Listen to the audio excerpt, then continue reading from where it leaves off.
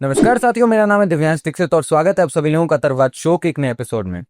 आज के इस वाले एपिसोड में हम बात करेंगे वक्फ एक्ट 2025 और उस पर लिए गए सुप्रीम कोर्ट द्वारा फैसले के बारे में। इस कानून को लेकर सिर्फ अदालत ही नहीं बल्कि राजनीति के गलियारों में भी एक जबरदस्त बहस छिड़ी हुई है। सबसे पहले ये जानते हैं कि वक्फ है क्या। वक्फ का मतलब है किसी संपत्ति या जमीन को धार्मिक या सामाजिक उपयोग के लिए स्थायी तौर पर समर्पित कर देना। इसका मैनेजमेंट वक्फ बोर्ड्स करते हैं। भारत में लाखों एकड़ जमीन और हजारों संपत्तियां वक्फ के अधीन आती हैं। संसद ने इस कानून में कई बड़े बदलाव किए।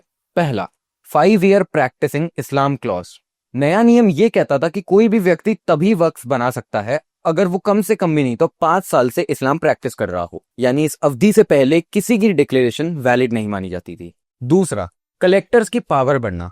डिस्ट्रिक्ट कलेक्टर या फिर कोई भी सरकारी अधिकारी ये तय कर सकता था कि कौन सी संपत्ति वक्फ है और कौन सी सरकार की।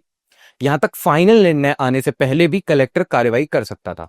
तीसरा, नॉन मुस्लिम्स का इंक्लूजन। सेंट्रल और स्टेट बोर्ड्स में नॉन मुस्लिम्स को भी सदस्य बनाने का प्रावधान लिया गया है।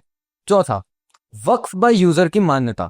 अगर कोई जमीन या संपत्ति लंबे समय से धार्मिक या वक्फ के तौर पर इस्तेमाल हो रही है तो उसे बिना लिखित दस्तावेज के भी वक्फ माना जा सकता है।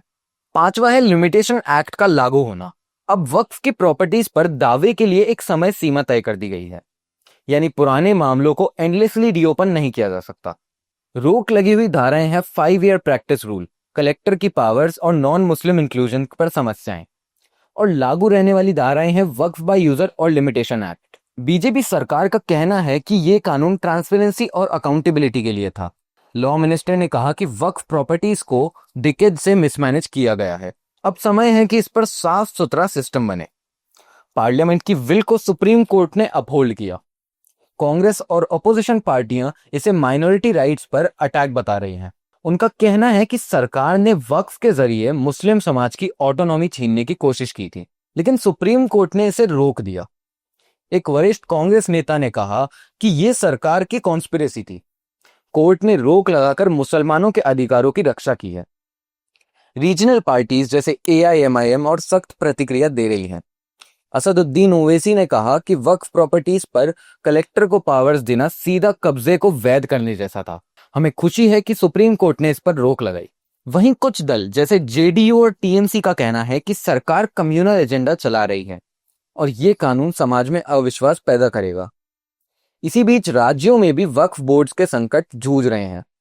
तेलंगाना में CEO पद खाली होने और चुने गए सदस्यों की अनुपस्थिति से बोर्ड ठप पड़ा हुआ है। कानपुर में वक्फ जमीन पर कब्जे और धोखाधड़ी के मामले सामने आ रहे हैं।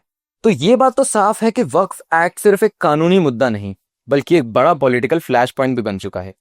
सुप्रीम कोर्ट का पार्शियल स्टे एक तरह का मिडिल पाथ है। कुछ प्रोविजंस को रोका गया, कुछ लागू रखे गए, लेकिन अंतिम तस्वीर अभी बाकी है। दर्शकों, आने वाले महीनों में जब सरकार नए रूल्स बनाएगी और कोर्ट में सुनवाई आगे बढ़ेगी, तब तय होगा कि ये कानून किस दिशा में जाता है। ये मामला सिर्फ संपत्तियों का नहीं बल्कि भारतीय राजनीति और समाज के आईना भी है। आज की खबर का सिलसिला हम यहीं समाप्त करेंगे। मैं दिव्यांश दीक्षित आप सभी से विदा लेता हूं। धन्यवाद।